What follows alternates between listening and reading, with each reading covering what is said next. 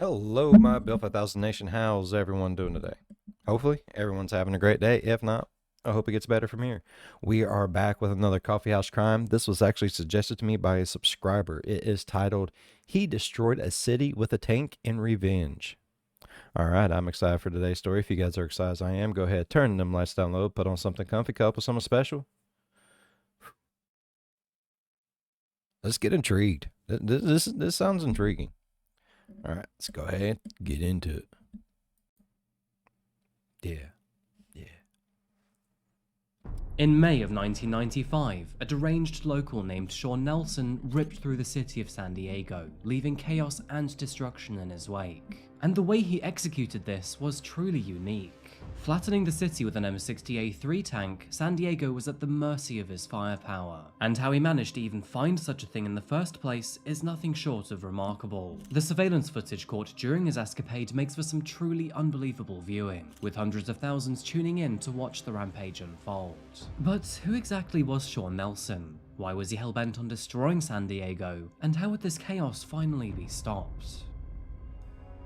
Welcome back to Coffeehouse Crime, folks. My name is Adrian, and today we're looking at a case that's so bizarre it'll leave you thinking about it for days. So, does anyone here remember Killdozer? Because ever since covering that case around 2 years ago, I've had so many requests to cover this one.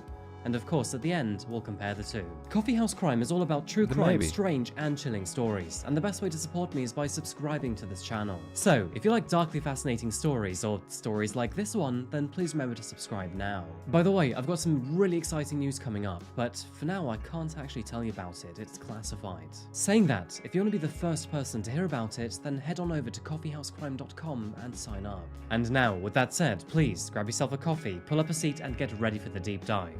This is the case of Shawn Nelson. Shawn Nelson.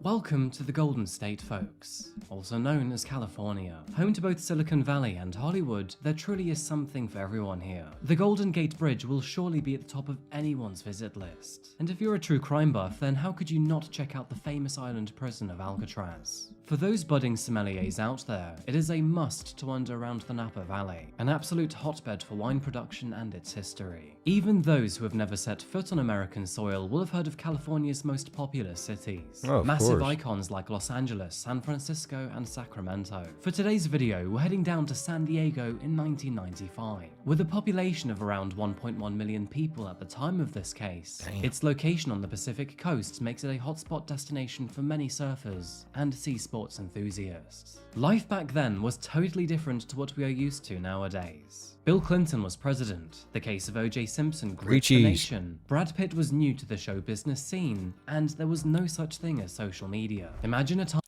Man, I remember when I was little, we went through a really rough patch. My dad had some heart attacks and stuff, and he just couldn't work. He was disabled. Man, I remember getting government cheese. I remember, anyone remember the little white cans, and it would have like a solid black cow on it, or a solid black pig, or a solid black chicken, or whatever, and inside of it, it basically looked like dog food, but it was like canned beef, canned chicken, canned pork. Man, we used to get that. My favorite was the beef, because man, you can make some banging ass beef barbecue sandwich with it. So good. Time where people just had to speak to each other to hang out. 1995 was the year that many internet titans were founded, including Yahoo and eBay. And although an early bunch highly anticipated the release of Windows 95, the world hadn't yet realized just how enormous the internet would become. America saw several big stories during this time frame. Kevin Mitnick was arrested for hacking into the country's most secure internet systems, and famous singer Selena Quintanilla was murdered by her #1 fan Yolanda Saldivar. Yolanda was the president of her fan club and was recently fired after being caught embezzling money from the club. Yes, 1995 really was filled with many dramatic events, one of which we'll be getting into in just a few moments. But first, allow me to introduce you to the main man of our video today, and his name was Shawn Timothy Nelson. Born on August the 21st, 1959 to Bessie and Fred Nelson, Shawn was raised in the Claremont area of San Diego alongside his two brothers. He attended James Madison High School before graduating in 1978. With no real plan on what to do, but wanting some sort of reliant structure to his life, Shawn enlisted in the US Army. He underwent training at Fort Knox in Kentucky, before eventually being stationed in Western Germany in a tank division. But Shawn's time here was not actually too peachy. After serving only 2 years in the military and what they described as multifaceted disciplinary problems, he was honorably discharged in the year 1980. Now, technically he separated from the army, which is a term used to describe leaving active duty, but not the military in its entirety. He returned to Claremont in 1980, and when he finally did, he found love in a familiar face. Susie Hellman was a friend he had known from high school, and when the two did eventually hit it off, they married 4 years later in 1984. The couple would have a comfortable life together for 6 long years. Where Susie was a legal secretary, Shawn had now become a plumber. The two bought their own house and basically had life made.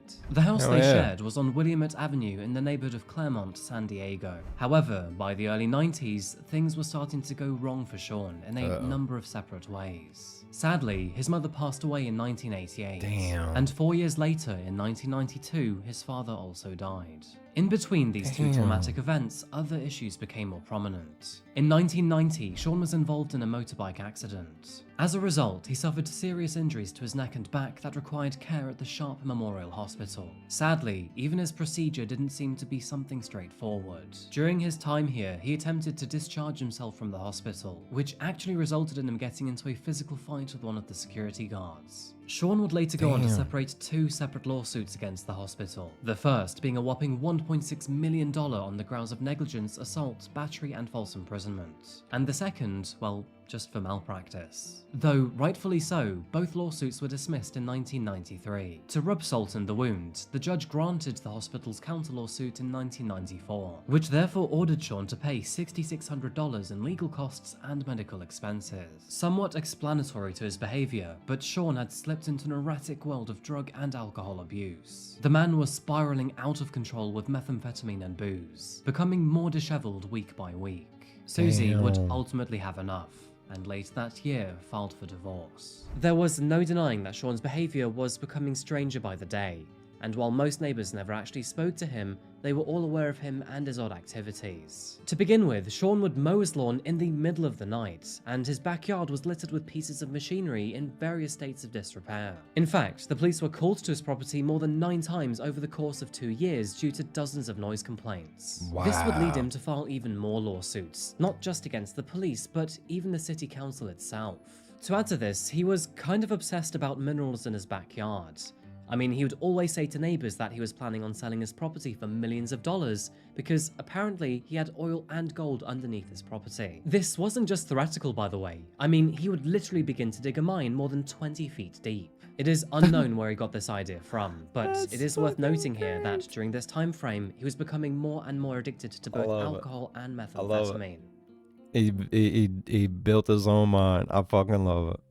Shawn proceeded to dig a mine into his backyard, descending more than 20 feet. To further facilitate his operation, he converted his perfectly usable jacuzzi into a sluice box, which, for those who don't know, is a contraption used to separate gold in any mining operation. While his friends and acquaintances confirmed that he talked about gold a lot and spent countless hours digging, it seems as though his ventures always came back fruitless. And due to his tendency to work in the mine during nighttime hours, another factor that was possibly meth-related, he received numerous noise complaints by neighbors. And these were not the only complaints lodged either. Others included intense arguments with his roommates or girlfriends. And police attended his property in the summer of 1994, when his work van was robbed of all his plumbing tools inside. Everything seemed to be getting worse for Shawn. Without his tools, he couldn't do his job or earn a living. And by all accounts, he was increasingly strung out on substances. By the time 1995 rolled around, he was really suffering for it. The backyard mining operation was, unsurprisingly, bringing in no money, and surprise surprise, his addictions had burned through all of his savings. His house was being foreclosed due to falling behind on payments, and an eviction notice had finally been served. His utilities had been shut off due to non-payment, and to top it all off, his girlfriend had split up with him and moved out of the house. Everything was boiling up for Shawn, and tragically, all of this pressure would erupt in the most destructive way It's possible. literally one of those things, if it ain't one thing, it's a May the fucking 17th, other. 1995.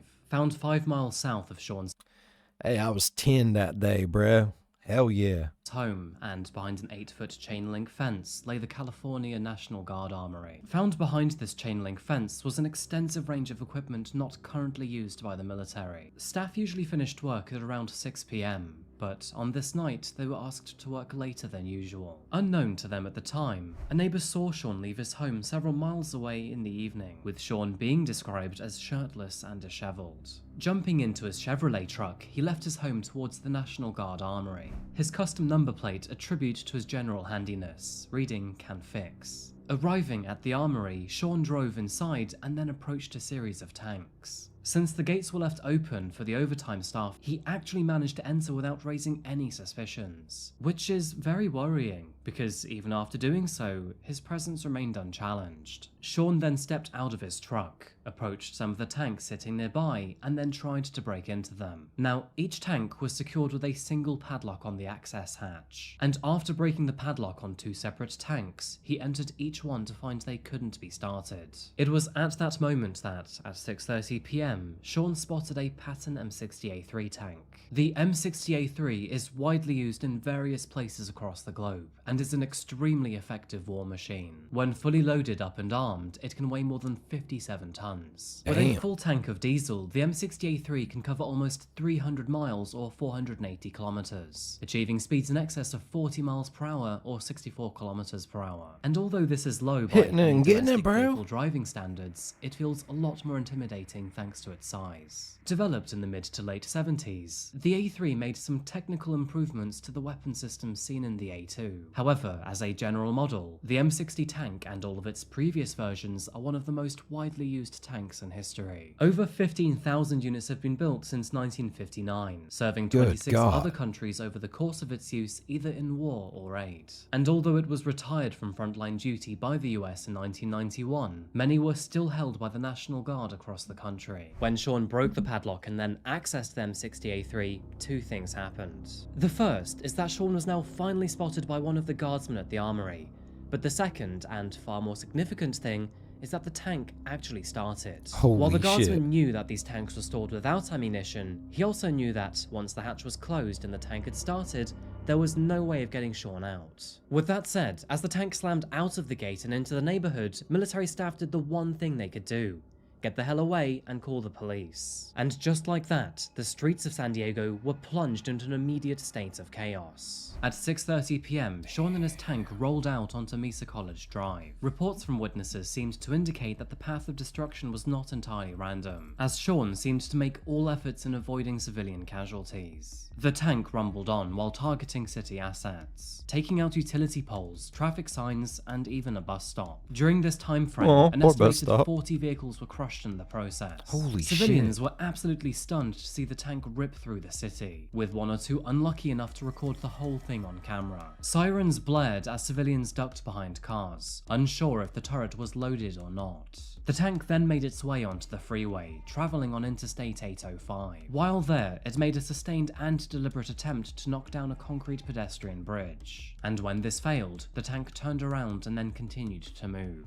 By this point, the chase was garnering nationwide coverage. TV channels across the US were tuning into the chaos, interrupting regular shows regardless of their status. No surprise, but the general public were extremely alarmed to see military-grade I would say I remember this, but I was 10 years old. I didn't give a shit about none of this. I was outside playing in the woods, bro. I ain't even gonna lie. vehicles on the highway, destroying absolutely everything in its path. That's Fire hydrants were crazy. decimated, spurting gallons of water into the street, and utility poles were crushed, knocking out power to more than 5,000 homes in the local area. After failing to destroy the bridge and now continuing down the freeway, Shawn was being tailed by numerous police vehicles and helicopters. And by now, a very unsettling truth was becoming obvious to all. Not a single thing was readily available to the police force that could even begin to penetrate the tank's armor. The machine in which Shawn had entombed himself in was designed to withstand this sort of confrontation and beyond. And so, there was simply nothing anyone could do. Now, there were two options the box. available, but Don't neither go of after them Jack were in the good for Box. PR or safety. The first thing they could use were breaker bars. Self-explanatory, but a pair of bars designed to jam the cogs that ran the tank's tracks. But even finding a pair would take several hours. The second, even more worrying option was to fight fire with fire. A civilian had just captured a military-grade vehicle, and the only way to penetrate its armor is by using one back. Either that, or an airstrike from a military aircraft, which would be absolutely bonkers and probably end in casualty. Now, neither of That'd these still be options cool sounded as shit, practical though. and were swiftly dismissed by the military, and so they were still left with this mammoth task of how to shut Shawn and his rampage down. Speaking of which, Shawn had now travelled both southbound and northbound on Interstate 805, destroying various utilities along the way. In a situation where there seemed to be no hope other than to tail the tank, law enforcement was about to catch their one and only lucky break. While travelling on California State Route 163, Shawn attempted to cross the divider near Genesee Street. For safety reasons, the two sides of a freeway are divided by continuous and fairly solid concrete barriers. Shawn moved the tank to cross these barriers, but unfortunately for him, ended up getting his tank stuck instead. The impact had completely removed one side of the tank's tracks, meaning it was now largely immobilized. Officers on the scene took this opportunity to jump onto the tank and then climb up towards the access hatch. One of those officers was named Paul Paxton, an Army reservist with tank experience, and given his previous knowledge, he knew how to open the access hatch. That being said, if the hatch's combat locks had been secured from the inside, he would have never been able to gain entry, but surprisingly, Shawn had actually forgotten to do this. The four officers revealed direct sight of Shawn in the tank, and after yelling at him to stop, Shawn tried to shift the machine backwards and forwards to wriggle it off the divider. In direct response, a single shot was fired by Richard Piner, hitting Shawn between his neck and shoulder. With the bullet entering his torso, he immediately became incapacitated, and with that one single gunshot, Shawn's rampage against San Diego was finally over. Shawn was immediately dragged out of the tank to receive medical treatment, but despite their best efforts, his wound proved to be fatal, and he died in hospital later that evening. Ironically, it was the very one that he had filed 2 lawsuits against. They let his ass die. Don't let him lie, motherfuckers.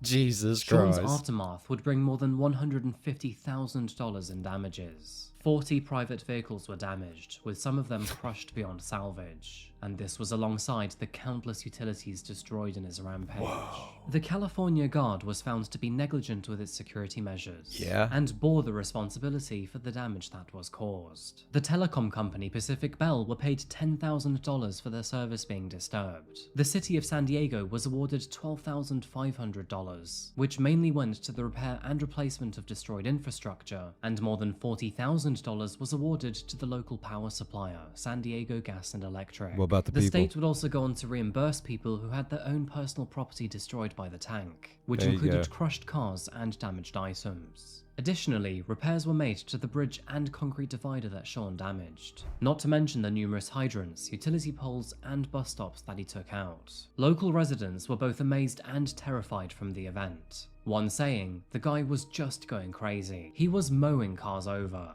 It seemed he just wanted to get the utilities and cause as much damage without hurting people. After Shawn's death, questions were raised asking if the use of deadly force was necessary, and some of his friends and relatives strongly believed he could have been stopped without being fatally shot. I mean, he didn't have a weapon. I mean, I know the tank is a weapon, but there was no ammo in it. He didn't have like a gun or knives or anything on him, right? Like it was a dude sitting in the car. Okay, say today there's this dude out driving around drunk as shit or whatever the case may be, or just lost his fucking mind in a car, hitting people and everything else. No one's dead. Like, is it okay for the cop to shoot him through the window?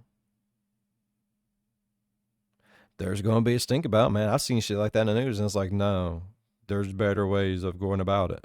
Yeah. Tase his ass. Throw a gas bomb in there. There was 1,000 different things you could have done to get his ass out. I'm just saying.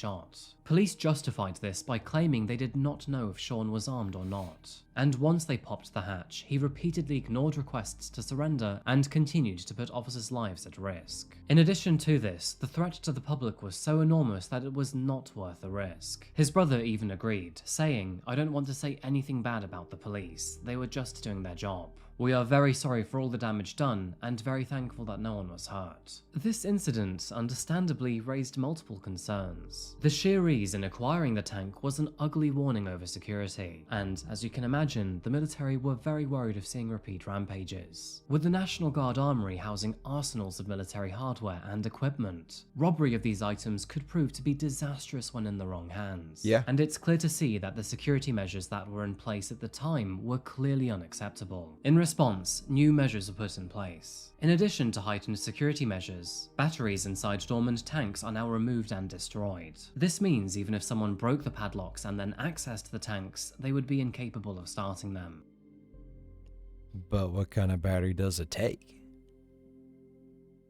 Now, one of the enduring mysteries of this rampage is the motive itself, and I'm sure you're thinking that too. But the frustrating thing is, nobody is quite sure. There was no note left behind, no emotional events prior could be determined, and no warnings or threats were realized. It was mentioned in the aftermath that he had actually joked about ending his life with close friends, but this was not in a substantial or repeated manner. With this occurring in May of 1995, the Oklahoma bomb tragedy happened just 1 month prior.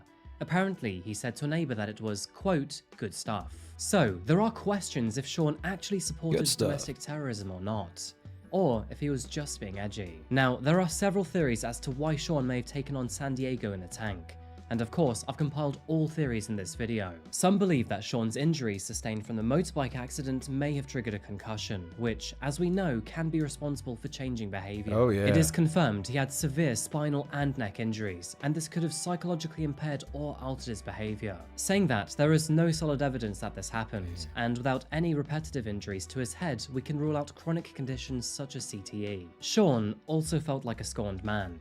He had multiple arguments with the police, lost 2 lawsuits against the hospital, argued with neighbors all the time, lost his job, and divorced his wife. There is the possibility that he simply had enough and wanted to go out in the most violent and destructive way possible. And with alcohol and meth constantly in his system, both of those things would have contributed to his impaired and flawed way of thinking. There is an agreed reality of his known substance abuse issues, along with the understanding of how these drugs can affect a person. It is well known that alcohol can make people erratic and violent at times, as can the use of methamphetamine. When combined, they are well known to erode the mental stability of a person over time, and it seems as though this was likely a huge factor in the decisions that Shawn made on that day. I mean, golden oil in the backyard. He was clearly going through some shit for a while already. Yeah. There have also been more generic and less specific theories floating around. Perhaps Shawn felt betrayed by the US Army and wanted to seek revenge. Maybe. Or maybe he simply had enough with the council. The main theme that was present during Shawn's rampage was one of revenge. Much like the case of Killdozer, he made deliberate efforts to go after every institution that he felt wronged him. The US military, the council, the police, and even the city itself. In addition to this, he had also voiced thoughts of ending his life due to the myriad of issues that he had. So the reality is likely a combination of all of these issues mentioned, and as a result, he simply snapped. Damn.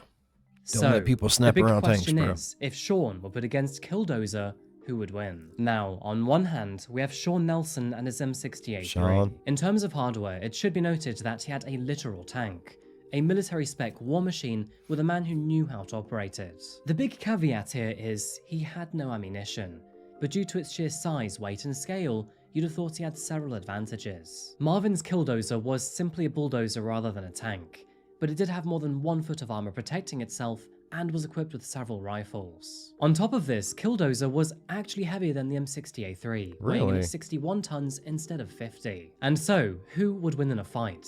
Marvin's Killdozer or Shawn's tank?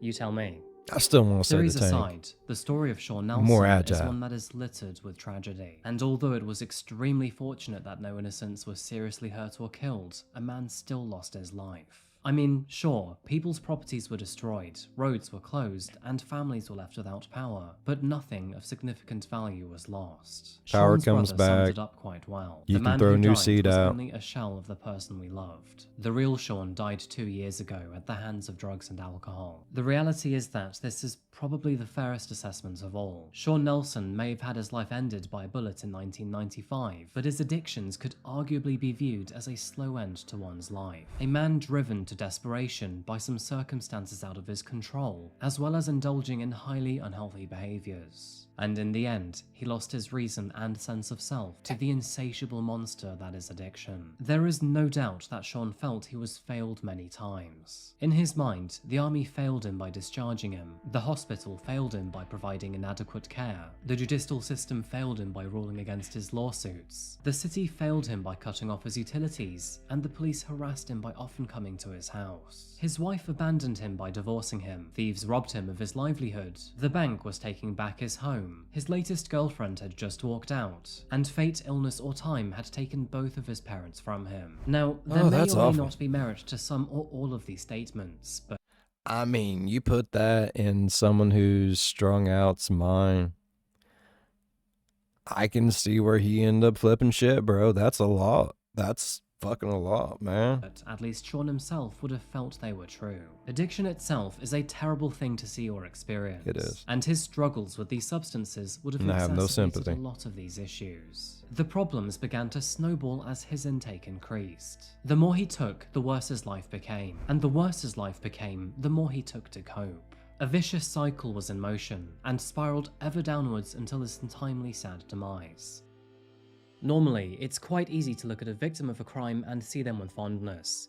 And equally, it's quite easy to look at a perpetrator and see them for all the terrible things that they are. Shawn, though, is a rather unique case. Although he did commit multiple crimes, he saw himself as a victim. Although it wouldn't be right to absolve Shawn of all of his wrongdoings, Oh, no. I don't think it's right to paint him as an outright villain. No, the truth he shouldn't is have been that killed. sometimes things aren't black and white, and much like the case of Killdozer 50 Shades and of Grey, Evil bruh. Sky King, opinions can be divided more than you'd expect. One thing 50-50. is for sure though, Shawn's sad ending can serve as a reminder to the fragility of our own happiness. And that's why I always say to you, look after each other and look after yourself. Like the virginity anyway of folks, my that's the end of happiness. this story. Thank you so much for being here for another video by Coffeehouse Crime. Thank you so much for having me, Adrian. It's always a pleasure to be here. But I can see where he would eventually just lose his fucking mind, man. That's a lot of shit to handle, and drugs make that harder to handle. Bad shit was going to happen either way. It was. There was no stopping it. And no, I have no sympathy for drug addiction. I don't. I'm sorry. I've dealt with it too much in my life, and I don't have to. I'm not going to, and I don't want to. I don't have to have no sympathy for it. That's just how it is. I feel bad that he had so much against him that he felt like the only thing that loved him was the drugs. That makes me feel bad. I wish nobody ever felt like that. The world would be a better place if people would just not feel like drugs love them more than anything else, because it's not the truth. It's by any means. If they loved you that much, they wouldn't be slowly fucking killing you, you know?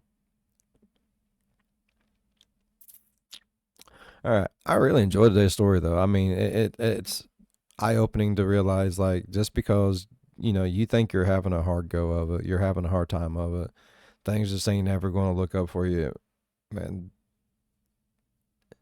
Sometimes all people need is a little glimpse of hope, a little ray of sunshine, this little light of mine type situation, you know what I mean?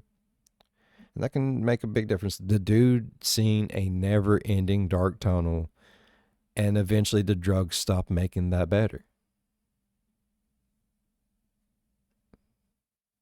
All right, I really enjoyed today's video. If y'all enjoyed today's video as much as I did, please go down there, leave a thumbs up. It really helps the channel grow. While you're down there, go on over, slap that subscribe button, become part of the Bill for 1,000 Nation. We do some crazy shit here. And if you want to know when that crazy shit happens, ding that bell. It might work for you. It might not. It probably won't. But if it do, it's going to be late.